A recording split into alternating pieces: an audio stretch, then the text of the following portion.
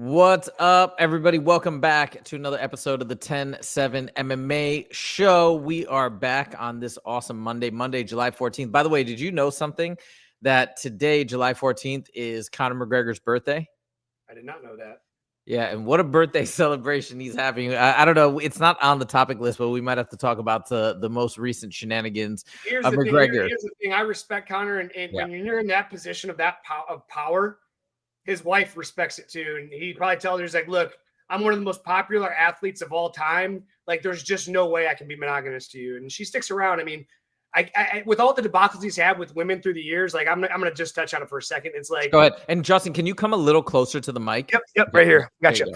So yeah, like all the debacles he's had over the years, his wife knows he has. I mean, he's anywhere he goes to the grocery store. This guy's tempted by pussy. Like anywhere he goes, like his wife, unfortunately, she has to understand that, man. And he's still a man at the end of the day. And I think he needs to stop getting so much hate for it, because I tell you what, I'm not going to say I would be any better than him if I was a multi-millionaire or with that much money, being arguably the most popular athlete in the world. You know, it's any guy that's out there judging him is just jealous. Okay, now I'll give my 2 cents on this. So I will recognize and understand. We'll see if we're getting any comments on this. Western Tehran, what's up? Hold on, let me read a couple of these comments. I'm going to give my 2 cents.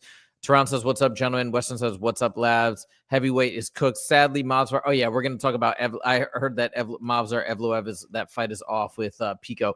But here's the thing. The one thing that this is kind of what I was talking about with John Jones on Friday, is that I think people as spectators and as fans, we need to be a little bit cautious when we throw down the gauntlet of judgment on a lot of fighters in general, especially the super famous ones, because, I mean, Justin's been in the UFC, but he doesn't know what it's like, and I don't know what it's like to be one of the most famous fighters on the planet. There probably comes a lot of pressure and different types of dynamics that we're just unfamiliar with. And that's not defending anybody. That's just being an honest, rational, normal person. So I think, like, if people get upset about that, we're just saying, like, look, there's obviously imperfect information here that we're operating with. So we're doing our best. Okay. That being said, yes, I understand that Conor is probably in a very bizarre, unique position where he has like so many women throwing themselves at him all the time. And I'm sure he's got all this financial pressure. Eyes are on him no matter what he's doing. I get all of that. I think the only thing that was a little bit weird about the most recent thing, if it's true, if this is exactly what has happened, which I guess we'll still find out the details, is that unprovoked, without any backstory or any discussions leading up, at least that's my understanding, he sent nude pictures. And I get flirting, and maybe there is some truth to them having some sort of an arrangement and an open relationship of some sort. I have no idea, right? But I could see that. I could understand that, especially with a lot of people in like tremendous amounts of power. Maybe it's just too difficult. I don't know. But that being said, dude, I've had unsolicited nude photos sent to me. It is horrible. It's actually awful if you don't want it. And like, I know people just like, I don't agree. You know, I know. Send them to me. I get what you're saying. Like it sounds kind of innocuous and whatnot, but like, if you've actually had it done to you, most guys haven't had it done to them from somebody that they like don't want that from. And it's actually, it's awful. It's really annoying. So anyways, all I'm saying is, like, if they have an open relationship, they do what they do. It's fine. And they have if they truly do have an agreement, that's fine. But you just gotta just be a normal person in society. Don't send unsolicited, unwanted, those types of photos, because they can be pretty offensive. That's all I'm going to say. But hey, whatever it is, it is. I just think how crazy is it though? The MMA Joey actually pointed this out on a video I was watching earlier today, that today is actually Conor's birthday, the day that he decided to do this. Like, that's pretty wild. Okay, well, there we go. We touched on the Conor story just a touch. It wasn't even on the topic list, but let's get into the good stuff here. We got a lot to talk about. Western says it is awful when you have to turn down a woman's advances. Me and Western are on the same. Hey, when you're as good looking as Josefa, though, that's what he does. Yeah. We'll tell that story another day, of this whole thing of where I got unwanted news. But yeah, anyways, all right, let's get into the mix. Oh, MGAL4 Productions is back. He says, do you think the stoppage was early? No, I don't. I'm going to tell you why in a second, and we can hear Justin's thoughts as well in a second. All right, let's talk about it. Let's talk about Derrick Lewis. He still got it. Now, I called this fight incorrectly for myriad reasons. I saw that. I mean, I hadn't really seen much footage on Teixeira, but I did see that he had 8 fights in a row, all first round stoppages, and like Derrick Lewis is getting up there. I mean, I didn't put too much thought into the equation beyond that. I'm just like, dude, this guy's crushing everybody. I guess it's the famous saying, "There's levels to this game," and maybe that's what it is. That's what it was, but I guess what we can see as this is played out is Derrick Lewis definitely still has it. And one thing that he said as well is that when he trains and when his conditioning is right, he doesn't think anybody can beat him. And he's got the hands and the speed and the timing and the power, I guess, to back all that up. So Justin, let me turn, and we're going to talk about whether or not the stoppage was early. I'm going to give my take as to why I do not think it was early. But first, let me turn over to you. This was a short fight, I believe 35 seconds, and the finish was had. What is your take on Derrick Lewis and where he's at in the heavyweight division right now? It's always hard to tell where Derrick Lewis is at, man, because he has that one-shot knockout power where he can knock you out in the first round, he can knock you out in the second round, third round. He doesn't want to go, obviously, into the third round. So I think he throws all his effort into that first round. I've seen some fights of his where it's very lackluster. If you were, I think it was him and Francis Ngannou fought, and it was one of the most boring fights you've ever seen. Yep. So can he show up consistently? I mean, how to beat Derrick Lewis is you have to take him to deep water, and getting knocked out in 30 seconds. I mean, it could have been a fluke. The guy did not have a great game plan. Like, again, standing and striking with Derrick Lewis in the first round is about as dumb as it gets. Doesn't matter who you are. And, you have to put a pace on him, get him to the second round, get him in the second rounds, or get him to the third round. His opponent showed a lot of immaturity with that, because you can't go punch for punch with Derrick Lewis. I don't, especially in the first round. I mean, look, even knocked out Volkov in the third round, or the final round there with 5 seconds. Crazy. So giving this guy an opportunity, he can beat anybody on any given day. But if fighter takes him serious and has the right game plan, I don't think Derrick Lewis has very much success in the UFC. Well, because the thing about him that's fascinating, and this is also part of the reason why I picked against him, is he doesn't seem to have a super deep game. He's got great strike. I mean, you correct me if I'm wrong, but I disagree with Big Ank. I appreciate all your. Sorry for cutting you off. Oh, go ahead. I appreciate it, but I don't agree with. There's nothing interesting about that fight. Tom's just going to take him to deep water and either finish him or and grind out a huge decision, probably 50-45. Tom's too smart. He's not going to stand there and go punch for punch with Derrick Lewis, especially in the first couple rounds. Yeah, and again, going back to, I think this is basically what I was getting to, is like, I don't think that Derrick Lewis seems to have nearly as dynamic a game as most of the other, or a lot of the other fighters in the heavyweight divisions. I mean, like Tom Aspinall is so dynamic, has great jiu-jitsu, great wrestling, great takedowns, and that knockout power. I feel like that would be a bit of a mismatch. And his fight IQ. Yeah, so that's the thing. But on the other hand, Derrick Lewis is looking leaner than he's ever looked. He seems to be training harder than he's ever trained. I don't know. It's interesting, but from what you've seen of Derrick Lewis and the progression and how fit he is now, even though he's getting older, where do you see his ceiling? Do you think he can get back to the top 5? Do you think he can? I mean, maybe the matchup against Tom Aspinall isn't great, but is there anybody else in the top 5 you think that he could really beat? Let me look. I'm going to look up the rankings right now. Okay, I'll do it actually here. I'll do it right here, and then I'll share this. Yeah, I'll do the screen share. So Derrick Lewis could crack the top 5 maybe by a fluke, but again, he's a one-trick pony. He's not going to take guys down and out grapple them. He's not going to take guys down and submit them. Right. He's a one-trick pony. Avoid those big shots, those big powerful overhands. Crowd him. Give Volkov, man. Give him Volkov. Let Volkov redeem that huge loss. Sergey Pavlovich has lost a couple as of recent. And these are fan rankings, guys, by the way. I don't know why it's not. I'm trying to click the regular rankings, but anyways, these are roughly accurate.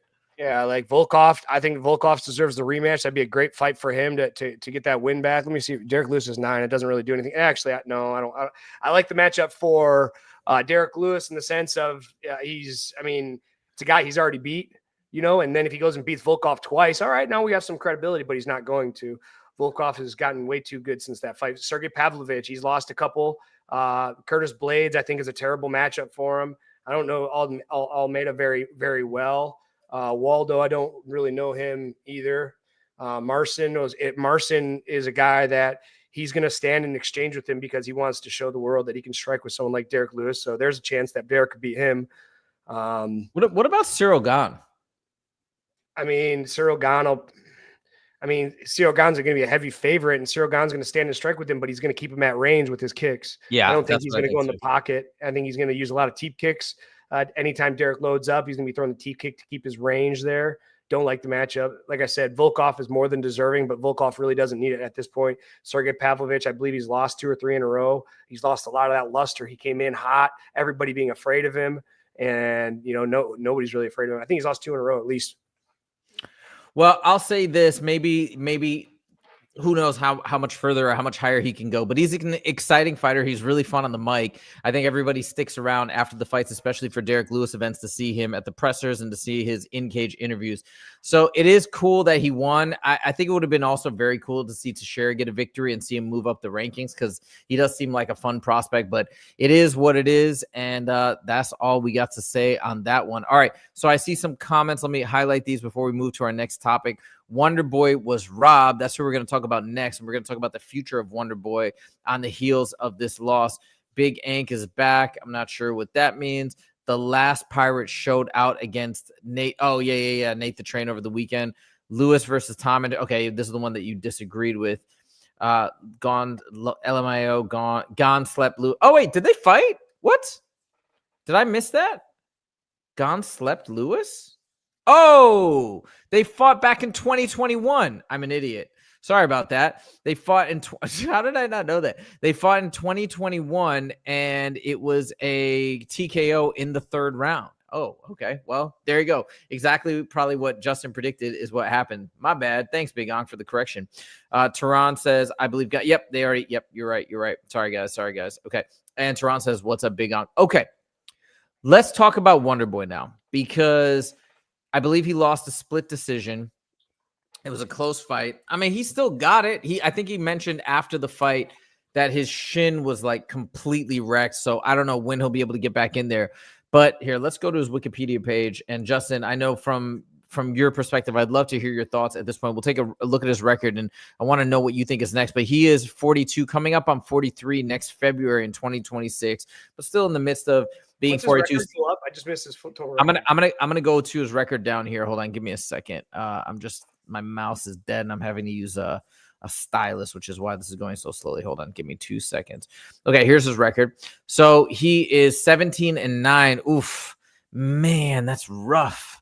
5 losses in his last 6 fights. I do think because he's so popular, I think he could still stick around, kind of like a Tony Ferguson if he wanted to. That being said, Justin, what do you think? What do you think is going to happen next with Wonderboy, given that he also has a thriving business as well? I think what the UFC needs to do him a solid and give him a choice, and he should have one more fight, win or lose, and retire after this. I mean, he can't put it together anymore. Joaquin Buckley. I mean, but you look at these guys he's lost to, besides this last guy that, he loses split decision, Joaquin Buckley, top 10, Shavkat, obviously Shavkat, Kevin Holland, super tough, former champion, former title contender. Like, it's not like he's losing to top 15 guys. With that being said, his opponents aren't going to be getting it much easier. What I think the UFC needs to do is tell him, like, hey man, we can either let you go now, or we'll give you one more option to fight somebody that you want to fight. And, then wear it out when he gives him that option, and then just retire, win or loss after his next fight. Yeah. Is there anybody that you have in mind here? Hold on. Let me pull up the rankings for welterweight and see if you have any suggestions for who you would like to see. I want it to be a striker for sure. All right, let's see here. So we have the UFC rankings. Okay, so in the welterweight division, oh my gosh, yeah, Stephen Thompson, there he is, ranked number 12th. Let's say after this loss, he drops down tomorrow to like 14th or 15th. I bet he won't leave the top 15. That's my guess. What do you think? He's fought Kevin Holland. Didn't he fight? Jeff Neal would be, I like that matchup. Jeff Neal, both guys kind of later in their years. Just kind of. I would be down for that. I'd like Jeff Neal. I think that'd be a cool fight. Jeff Neal hits hard. I don't want to see MVP. Like, I know a lot of people want to see MVP before, but they were a lot of folks then who are a little bit closer tied to actually like fighting and training were saying that it would be not so interesting. What do you think? Do you think it would be uninteresting given they both have a karate style? I think it'd be an interesting fight for sure. Absolutely. Oh, yeah. And again, it's somebody that's going to strike with him. Actually, yeah, he's going to strike with him. And I mean, that's what Stephen Thompson needs. He doesn't want to get grappled. He doesn't want to get wrestled. He doesn't want to get put against fence. He wants to play defensive striking. I think Michael Venom Page, Kevin Holland, he's already beat Kevin Holland. Jeff Neal would be a good one. Colby Covington, that'd be a terrible matchup, I think, depending on if Colby took it serious, because I do think Colby could beat Stephen Thompson. just because of his style, but he'd have to hold it together for 3 rounds. Those are really the only fights that I'd like to see. Jeff Neal, Carlos Prates is too hot right now. Kevin Holland or Michael Venom Page. I like Jeff Neal. I actually wouldn't mind Carlos Prates, but I don't think Carlos Prates would fight him at this point because now he's gonna drop below him. Okay, well, we shall see. But I do get the feeling that Wonderboy is gonna be back for at least one more fight, and then we'll see what happens. But I think it's great and fun to still have him around. Plus, he takes such good care of himself. I think that's why he's still able to go out there and look pretty good, even at the age of 42. Let's go through a couple more comments before we go to the next topic. Oh, Wonderboy versus Chris Curtis. Yeah, Chris Curtis is now establishing himself in the welterweight division. I wouldn't mind that. I wouldn't mind that fight. What do you think? Chris knocks him out. Chris knocks him out brutally too. It would be a great fight, and that's great for your boy and friend of the show. We've had him on as well. All right, I like that. I like that. Somebody else, Big Onkazo, saying the Leech versus Wonderboy. Okay, interesting. And then Tehran says, for some reason, I don't think MVP Thompson will be good. No, Tehran, that's what I'm saying. I've heard a lot of people say that they think that it would be too much of a point fighting match, and it wouldn't be, I guess, enough action for the fans. But actually, though, I do think it would be cool if you're training striking and you're looking at it from a striking perspective, and probably it's going to be loaded with feints and all sorts of crazy footwork and just positioning to try and land some really big, like super sweet shots. I don't know. And also think about how MVP, Stephen Thompson also moves in and out a little bit, but MVP really moves in and out. I think MVP, will for sure have the speed advantage. I don't know. I'd be down for it, but I guess we shall see. And we will take it from there. All right, moving along. Number 3. This is the big fight this weekend, ladies and gentlemen. 318. Some people on YouTube haven't been so excited about this matchup. I'll be honest that the problem I do face with these types of like retirement legend fights is sometimes it's like, the stakes make these fights very, very interesting, right? Well, like when you saw Ilia Topuria take on Charles Oliveira last week and trying to get double champ status, the stakes were really high. Ilia had his proving grounds, and he showed up and showed out, and it was such an amazing moment because of that. Now, this is cool. This is a beautiful homage to Dustin Poirier if he can get the victory and go out in his hometown, walk away 3-0 with that trilogy. Like, it's cool, but then he's out. You know what I mean? So that's the thing. Whereas if Max gets the win, it's going to do so much for him in the lightweight division. It's going to make the lightweight division so much more exciting. So I say all this to say, and I want to hear your thoughts, Justin. I say all this to say, even I started out with this matchup 100% rooting for Dustin, wanting to see him get in there and do his thing, make an amazing, gracious bow out and all that stuff. But man, the more I think about it, I really want Max to win. Now, this is just me from a fan perspective, but I'm rooting for Max because I think it's going to be better for the sport and for the fighter that is sticking around. What is your take? What are your thoughts? Man, I don't want either of these guys to lose, man. Dustin going out after everything he's done for the sport, and then you have Max Holloway, who's obviously one of the greatest fighters. This fight is for the fans, and there's so much, but there's so much weight on both guys, but for different reasons, man. And I think Dustin Poirier is going to pull it off. But if Max, I do. I just think he has this whole, you always remember that last fight, man. That's the fight. You remember your first fight and you remember your last fight. And I can't even name, I've had, 79 fights. If I couldn't even write them all down. Like if you said, hey, here, give me a whole day, I wouldn't be able to remember all of them. But I remember my first one, and I remember my last one. I remember my last fight in the UFC more than anything, and can you imagine? And the regret and the stomachache I get about even thinking about it, 5 years later, well, it hasn't been 5 years, been 3 years later, that it still makes me sick. So imagine somebody that's done so much for the sport. He's been in the UFC, and then he's always going to remember that last fight as a loss to a legend, Max Holloway. So I really think he's going to be showing up, dotting his I's and crossing his T's when Max can always come back for it. But there is no tomorrow for Dustin Poirier in this situation. Wow, that's a really good point. I never even thought about it from that perspective. And maybe you're right. Maybe then that will motivate him to come out to just end on a sweet note. I'm just going to quickly take a look at the rankings, and I just want to play out just a little bit of fantasy. And then I want to talk about the matchup because I listened to a really long episode on Mighty Mouse's channel this morning about this matchup, and he watched the previous two fights and gave some really fascinating takes. And then I want to tell you what he said and get your thoughts and see if that sways you one way or the other in terms of how this fight might go. But if we look at the lightweight division right now, where is Max Holloway? God, he's ranked 5th. I didn't even know he was that high already. Okay, but that's good. So anyway, because I thought he was ranked lower, and that didn't really make a ton of sense to me. But anyways, okay, good. So he's ranked number 5, right below Justin Gaethje. You might argue he should be above Justin Gaethje, but anyways, he's already in the top 5. Imagine if he gets the victory. Granted, Dustin Poirier is 6, but if he gets a dope victory, it will propel him upwards pretty nicely. I imagine to 3 or 4. He might be one fight away from the title and getting a rematch against Ilia Topuria, which I do think is pretty cool. But anyway, and somehow Islam is still up there, which is very interesting. But now let's talk about the matchup. Okay. So this is what Mighty Mouse said. He said in the first 2 fights, for the most part, he said they primarily kept it on the feet as a boxing match. They didn't throw that many dynamic strikes, and they didn't throw a lot of knees, a lot of kicks. He was talking about how you can generate just so much more power with your hips. So he's like, why did they let these weapons go unused? There wasn't a lot of takedown threats. There was, I think, one submission threat from Dustin in one of the fights. But anyways, there was even a point where Dustin tried to keep Max on the ground. Max fought it off, threw a beautiful knee, and then he didn't go back to the well. He didn't throw more knees. He instead welcome Dustin out into the center of the cage so he could get back into another boxing match. Now, this is what Mighty Mouse said to continue this out and finish this thought out. He said, look, if you're a superior striker like Israel Adesanya and you're just totally piecing somebody up and they have no answer, keep striking, keep boxing, keep doing your thing. But the thing is with Holloway versus Dustin, what happened was it was like 180 strikes to 185 strikes. Like they were neck and neck for the significant strikes. So it was just a fight where they were going back and forth, trading damage and sustaining a lot of blows. So he said in a fight like that, he's not interested in seeing Rock'em Sock'em robots. Moreover, he doesn't think that's the right strategy. He says what he thinks for Max in particular should have done is made the game more dynamic, use those knees and those other attacks more so to make it a more versatile fight, make himself a more versatile fighter, I should say.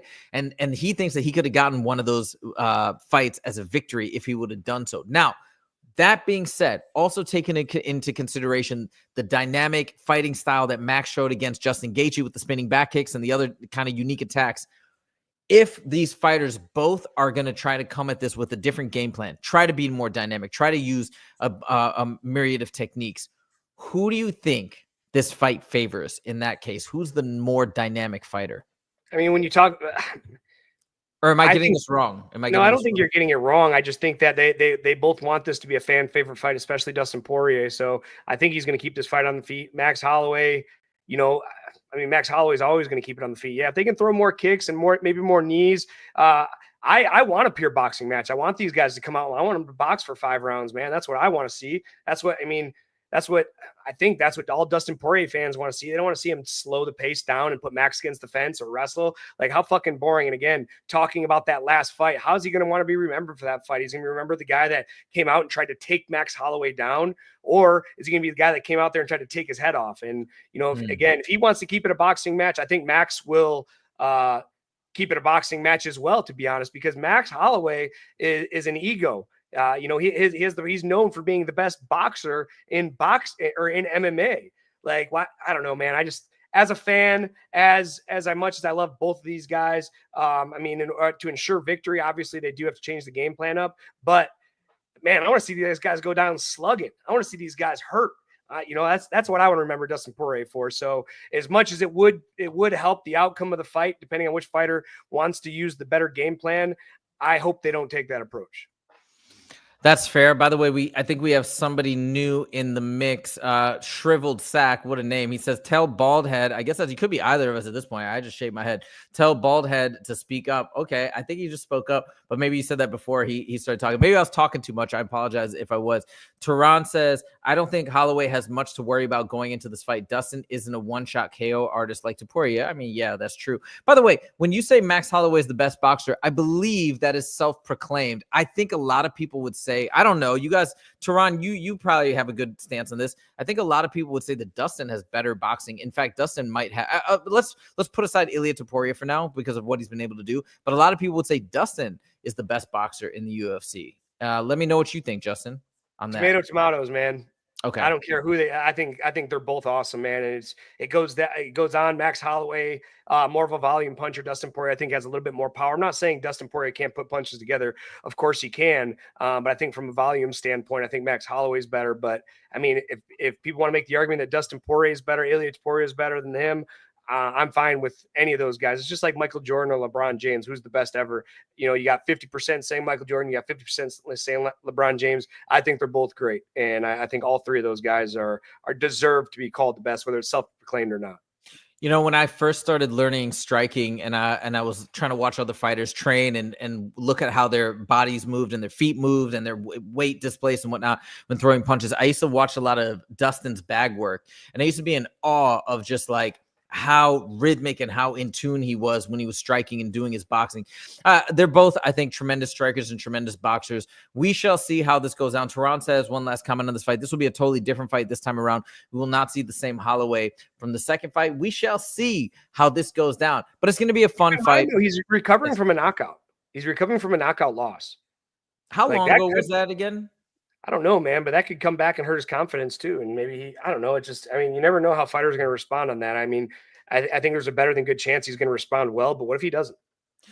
That is fair. You know, just looking at Max and the way he talks in interviews and his attitude is always so positive. I feel like that could be more psychological if you let it get to you. And Max just, this is again, a total like superficial take, but I just feel like Max is not the type of guy to let that get to him. And I think he's going to recover. I think he's going to be like Volk coming back, and everybody's going to count him out because of the knockout. And he's just going to, he's going to come back better than ever. I think that, like, we shall see how that goes down. But yeah, that's a fair point. I think it's going to be a great fight. I cannot wait. Also, Manny Pacquiao apparently is fighting on Saturday as well. But, you know, we will be hyped for the Dustin fight more than anything. Tehran says, if the Holloway who fought Gaethje shows up, Dustin is in trouble. Okay, we shall see. And Andrew Nance is back. He said, let's effing go, boys. Let's go. All right, cool.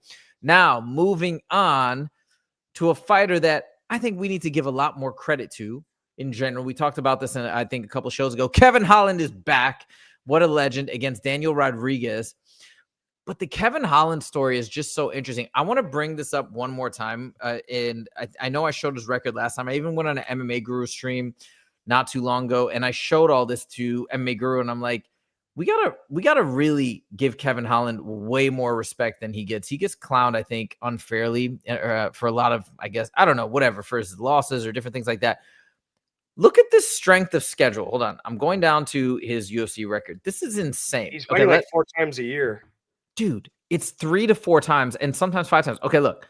So let's go down to, this is when he started in the UFC. So 2018, he had 2 fights, but he had his first fight in August. So he fights in August, then he fights in November.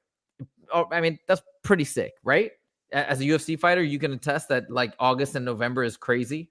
Yeah, I mean, it depends on how much damage you took too, but yeah, this guy likes to fight. There's no doubt about it. Yeah, 3-round decision, and then he comes back and fights again, and he gets a 3-round fight. And hey, I think this John Phillips guy is the guy. I don't know, that name looks like Mike Tyson. That's White Mike Tyson. He's a striker. Only a striker. I was scheduled to fight John Phillips. Oh, no way. Okay. Yes. Then we have, I forgot that he beat Gerald Mearshart. Look in 2019, 1, 2, 3, March, June, and October. Okay. Now we get to 2020, the year of the pandemic, yet somehow Kevin Holland goes bananas. This is after the pandemic. Everything is locked down. That's probably why he didn't fight sooner, by the way.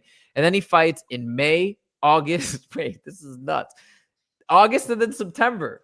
That's like a month apart. And then he fights in October, another like 5 weeks away. And then he fights in December. That's all in 2020. Now we get to 2021. He has 3 fights, 2 5-rounders. And then after that, he has another fight in October. Then we get to 2022, 1, 2, 3, 4, March, June, September, December, all like about 3 months apart. 2023, another 3 fights. 2024, another 3 fights.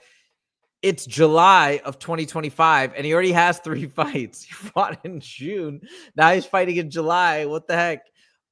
All this to say, you should be a fan of Kevin Holland. And if you're not thinking straight. You're not looking at this correctly. Justin, as a fellow fighter, do you have respect for this strength of schedule, or is this like not a big deal to you? No, of course, man. He's active as fuck. You remember when Hamzat came on the scene and he fought like twice in 2 weeks or something crazy. I was like, oh my God, this is 10 days. crazy. And since then, you know, he hasn't been able to put very many fights in a year together. So when you see Kevin Holland come on the scene, start his career off fast, and not only start his career off fast, but be fast his whole career. This guy's taking no breaks. You know, I think that's a strong testament to his mental strength.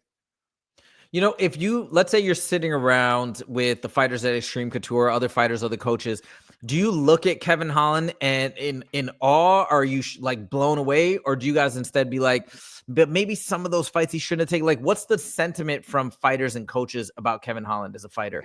It's to each their own, man. It's like, I don't think coaches judge fighters for making their decisions. As a fighter, we make our own decisions. And I have the utmost respect for Kevin Holland because I don't think he really cares. And that's the best part. He doesn't care what I think or what you think or what the public thinks or what coaches think. This guy just wants to fight. He wants to show up. He wants to compete, and he wants to get paid at the end of the day. All right, we got a couple of comments I want to highlight. Hank's friend might be new to the show. He says, who is that bald guy? Does everybody refer to you from your hair? Who is that bald guy, or lack thereof, I should say? Who is that bald guy in the bottom? Looks like Kyle. I don't know who he's talking about. I'm not sure. And then Hank's friend says, because people told him it's Justin James. Look him up. Fought in the UFC, bet on himself, bet 25 grand on himself back in the day. Andrew Nance also says, spark it up. Spark what up? He wants the light. No. We're not doing that. Not now. I got it. And then after work. And then Western says no chill, LOL. Anyways, okay. So now let's talk about this matchup. He's fighting Daniel Rodriguez. Let's just pull up his stuff here. 1 second. Super tough dude too. Well, now that you say that, tell us what do you expect from this fight? Hold on. As I pull this up, I'm going to just go to his record. What do you expect from this fight? It's going to be a striker's delight, and I think Kevin Holland's going to be talking shit the whole time. He better have his hands up because Daniel Rodriguez, he has power. Daniel Rodriguez, you know, if Kevin Holland's smart, though, I don't know, man. If Kevin Holland Kevin Holland has undefeated wrestling and grappling, but I really think he's going to come. I believe Kevin Holland is a black belt. Jiu-jitsu? Yeah. And, you know, and I don't know, man, I'm a big fan of Kevin Holland. I think Kevin Holland gets the W here. I think he's looked really good in his last couple fights. You look at his losses, Kevin Gastelum, former title contender, Ian Machado, like, come on, man, he's on his way to fight for a championship. Neil Magny, I mean, he's been around for 100 years. Like, this guy, he beat Kevin Lee by decision. Jing Liang, like, super tough dude. Like, this guy has a great resume, and you know he's won 5 out of his last 8. I'd love to see him come in here and get a W. Yeah, I mean, Alex Morano is such an interesting fighter. By the way, I feel like his striking looks so strange to me. I don't know if you feel the same way about Morano, but that's still a good win. And Ponzinibbio, I remember that fight that was not too long ago, just back in May. So both of these guys have fought pretty recently. We'll see what happens. I think either of these guys that gets a victory, they're going to be propelled up in those rankings. So it's going to be a fun fight. Yeah, I wouldn't be surprised if Kevin pulls off some strange submission like he has done in the past. But yes, I think by and large, it'll be a striker's delight, and we shall see. Now, moving on to topic number 5, we're about to talk about your boy, who's also fighting on this card, your fellow fighter at Extreme Couture. And just a fun fact, I got to train in the same cage as Zellhuber back on. It was the day of June 29th. It was the morning of UFC 317. So me and my girlfriend had a private training session at Extreme Couture, and in the cage with us was Eric Nixick and Zellhuber. Now, I didn't recognize him from UFC Noche when he had that crazy fight because I knew who he was, but I just didn't put it together. But I was watching his striking, and I was like, dang. So I told my girlfriend, I was like, yo, watch this guy. I didn't know, like I said, that he was even a UFC fighter because I didn't recognize him. So we were watching his Muay Thai, just picture perfect, incredible. And then I figure out that it was Zellhuber who had that insane fight at UFC Noche. So anyways, Justin, you train with Zellhuber. You know him. He's got a fight coming up on this Saturday. With this fight and beyond, I wanted to ask you, as somebody who knows him and has trained with him, how high can this gentleman go in the UFC? Here's the thing with Zellhuber, like he's still getting better, and people need to understand that this guy has already showed the heart of a lion. He's already showed the kind of damage he can take. He's already shown what he can do in the cage, but I think he's one of those guys that he's still really young. And every time he steps in the cage, I think he's going to, there's going to be he's going to be a better version of himself from his last fight, man. I think the sky's the limit for this kid. Wait, there's something really weird here that I just saw online. Were they supposed to fight originally in August and then it got moved up? Because look at this. It says Michael Johnson versus Daniel Zellhuber canceled for Saturday, August 16th. So it was going to be on UFC 319. And then did they move it? Do you know about this or no? I don't know anything. No, I'm not sure about it. All right. So anyways, I didn't know that, but whatevs. And by the way, another thing to let you guys know, as Justin was saying, he's still evolving. He's still getting better. He's only 26, which is crazy. And he's fighting Michael Johnson in OG in the game. We talked about this a little bit on Friday. I know you always have a special place in your heart for a lot of the legends, the OGs of the sport. Michael Johnson is one of them. Go actually check out Michael Johnson's sparring session with Kamaru Usman. They had a crazy sparring session years ago that was caught on camera. It's on YouTube somewhere.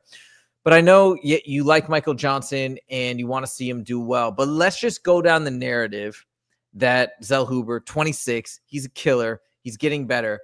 Let's say he goes out there and gets this victory. He already had he was nominated for the President's Choice Fight of the Year against Esteban Ribovic. He's done tremendously well. As you mentioned, he's just getting better and better. If he gets this victory, who would you like to see him fight next? Let's pull up the rankings. All right, let me get those rankings up here right now. I want him to see. I think it's better for the UFC. It's a fresh face. And I tell you what, he's such a great kid, man. You just root the best for him. Hope the best for him. All right, so here's the lightweight rankings right here on the left. Is there anybody in the top 15 that you think might be, let's say he gets the victory against Michael Jackson, is there anybody in the top 15 that you think would be an appropriate matchup? Scroll down just a hair. There's Grant Dawson. Saint Denis would be a good one because it's going to be a striking battle. Grant Dawson's on a 2-fight losing streak. That'd be a great fight for him to take. A guy that's in the top 15 that's kind of he's not on a 2-fight losing streak. He's dropped two places. That'd be a great entry level fight because, him trying to get in, now there's a guy in there, but he's kind of on his way out as well. That'd be a great matchup as well. Well, we shall see what goes down. By the way, BSD is known for his pressure fighting style, his forward fighting style. How do you think that's going to match up with somebody like Zellhuber? Zellhuber, I mean, he just has to play range in there. He's going to have to keep him away with his jab, keep him away with his long strikes. And as long as he's able to do that, he should find a victory. Dude, he's so tall for a lightweight. It's insane. When I was in there, I was like, he could clearly be, it almost looked like he could be a welterweight or a middleweight just from his height. I'm not saying about like anything else, but yeah, it's pretty crazy. All right. We got another comment here from Hank's friend. No Chill is a friend of Hank. I'm also a friend of Hank the Tank. I'm not sure who Hank the Tank is. I think these guys are having some conversations. Oh, wait. Tehran says these trolls are funny. I love them. Are people trolling in here? I don't even know. But anyways. It's the bald head because they keep calling me bald head. Oh, okay. Well, hey, it's all good, guys. We're just happy to have you on the stream. Hope you're enjoying the show. I'm also a friend of Hank the Tank. And then Andrew Nance says, word. All right. Moving on to our final topic. One of my favorite fighters, not in the UFC yet, but in general, in mixed martial arts, favorite female fighter. We are going to Dakota Ditcheva. So on the heels of Dustin Poirier versus Max Holloway, we have all these cool things happening this weekend.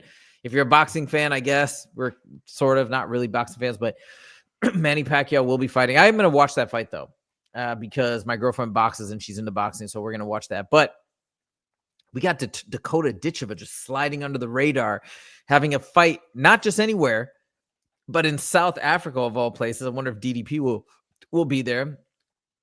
Justin, Dakota Ditcheva, age 26. Her birthday is July 25th, so she's going to turn 27 right after the fights. She is undefeated right now in mixed martial arts. Let me just pull up her record for you.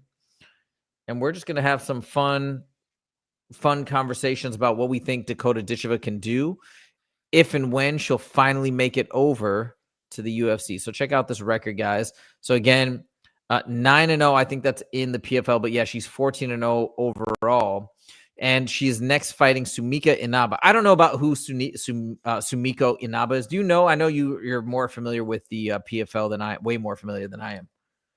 No, I can't say I do, but right now she's the rising star in the PFL. She's the face of the women's division in the PFL. I think the PFL is going to pick her opponents to ensure her success, and then try to lock her down in a longer contract. So if we look at this, right, look at all of her matches. I don't see a single decision. We see rear naked choke round 1. I mean, how awesome is that to see from a Muay Thai specialist, a rear naked choke? But this is, back in the day, but still. That's still the PFL. She got a rear naked choke, right hook and hammer fist, round 1. Round 3, punches. Round 1, okay, there was a doctor stoppage, but still, punch to the body and ground strikes. Round 1, round 2. She's just on fire. She's just a finishing machine. And she is going to be the rising star right now. I think she's the biggest star, in my opinion, in the PFL. But that being said, I want to see her. So you mentioned, let's talk about this, because you just said, hey, I think the PFL is going to lock them down. She's their biggest star, and they need to extend her contract. They don't. It's stupid. Well, they need. So what they need to do is show her value. They can't be giving her hard fight after hard fight and expect her to want to stick around the division, especially in the PFL. Love the PFL. Love the president of the PFL, Ray Sefo, very good friend of mine. We're in the same locker bay. We're in the same gym. With that being said, from a business standpoint, if she takes a loss in the PFL, because you look at her record, none of these girls that she's fought I've ever even heard of. So she's not getting that kind of credit. The UFC or the PFL is going to keep having to feed her to keep her around, because they start giving her hard matchups. She's going to start looking for a bigger and better promotion that's going to pay her more money. And if she has a tough matchup, at least it's for the UFC.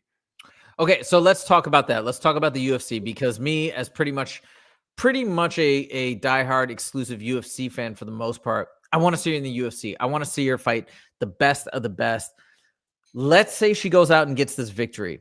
Let's say the PFL is intent on signing her. Maybe she still has, I don't know how many fights she has left in her contract, whatever. But let's say the UFC is intent on getting her to the UFC after this fight. When do you think is logically, reasonably the soonest that we'll see Dakota Ditcheva in the UFC? It all depends on this fight and how many fights she has left on her contract. So she's not going to break contract with the PFL, but I don't know, man. It depends. If this is her last fight, she gets out with a great win, maybe another knockout win. I know she has incredible Muay Thai. I haven't really heard much about her since you started talking about her about 6 months ago when you made a video. Mm-hmm. Excuse me. But man, I just want to. It could be by the end of the year, dude. I mean, we're only in July, right? Like, she goes out here. This is her last fight on the contract, and she gets a great win. PFL tries to re-sign her. Her manager, if she has good management, is going to reach out to the UFC and see what their offer is. So could even be by the end of the year. Well, I hope that she gets in there. I know somebody says, I don't know if this is a joke or if you're trolling me or not. Andrew Nancy says Dakota versus Harrison is the match. They're too far apart in weight.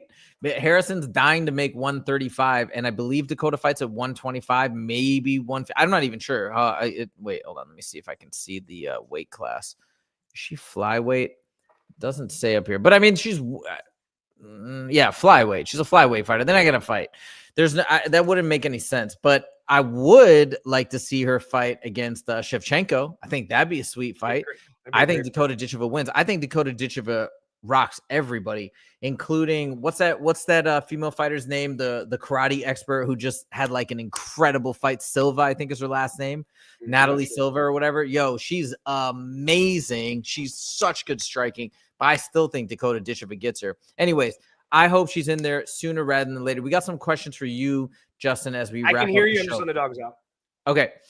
So this is the question from MGal4 Productions. First of all, he says, Daniel Zellhuber and Esteban Ribovic was the best fight ever.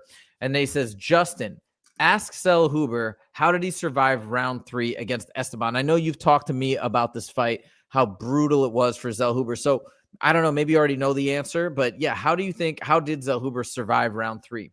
I mean, his heart, man. That's the part of MMA you can't teach. You can't teach somebody to be tough. You can't teach somebody to be durable. They're either durable or they're not. And Daniel Zellhuber is the epitome of being durable.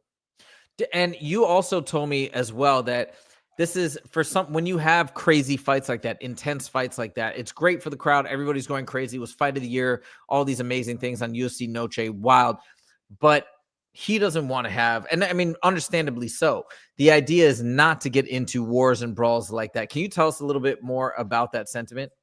Yeah, absolutely. I talked to him about it, told him it was one of the greatest fights I've ever seen. And, he says and he was very happy that I had those things to say, but he specifically said, I don't like to fight like that.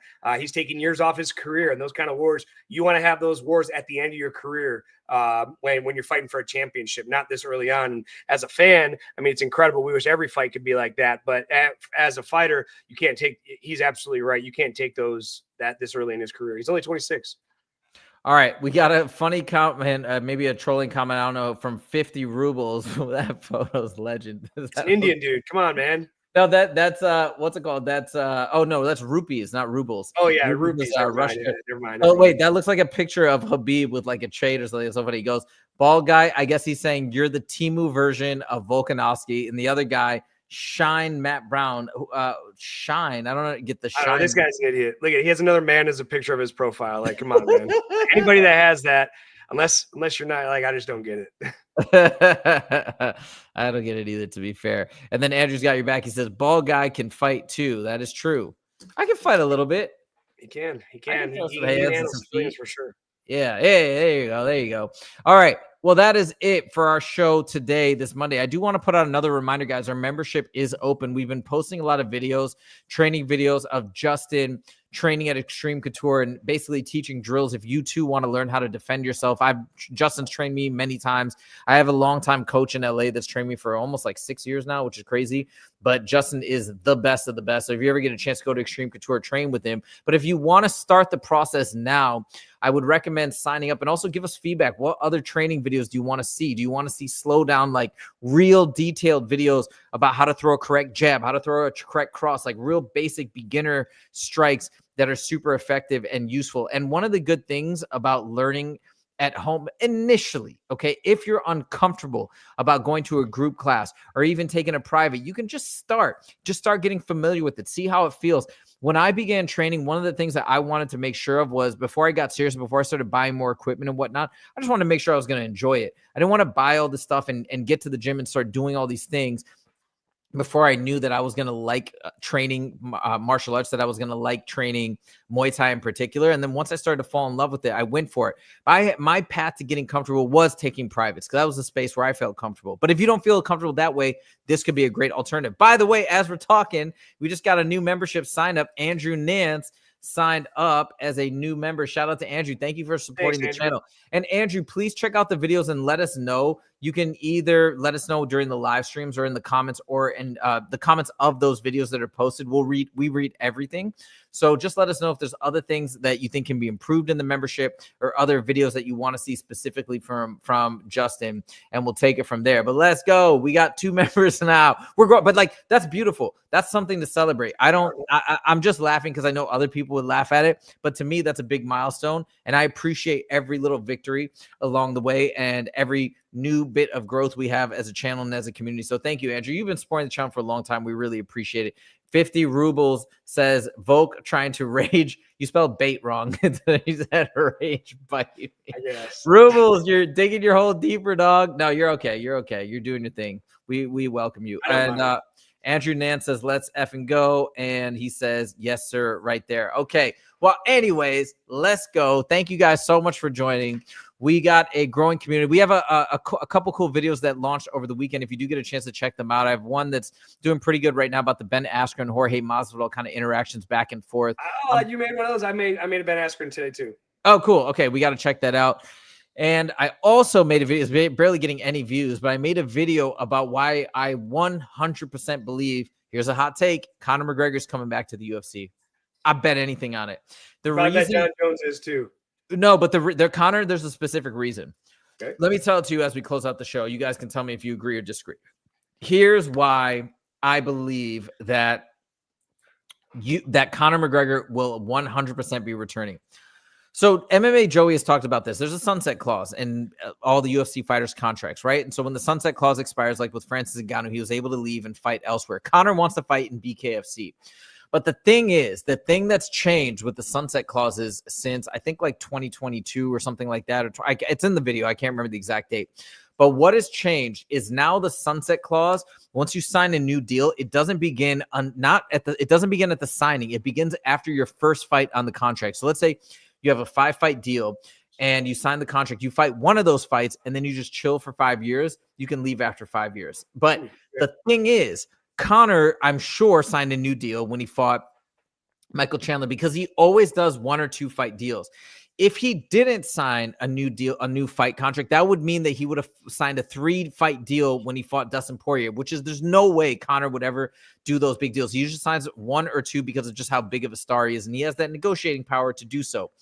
So I think he signed a new deal, a new contract when he fought Michael Chandler, and therefore, since he never took that fight, the sunset clause never began. So he's basically, if he never takes one fight, even, he's locked in for forever. And because he's got a ownership stake in BKFC, if he fights in BKFC, he's just going to make himself, on top of the payday and the bag that he's going to get for taking that fight, he's going to make himself tons in terms of the equity that he has in the business. So I just feel like he's got all the motivation in the world. On top of that, he wants to fight at the White House. So I think he's going to return for sure. I don't think John Jones has that same motivation, but that's my 2 cents. Agree or disagree?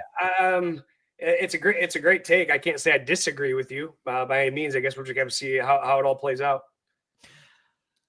50 Ruble says, brother, and then the Russian comment, brother, after 2 months in crazy mountains, you forget English.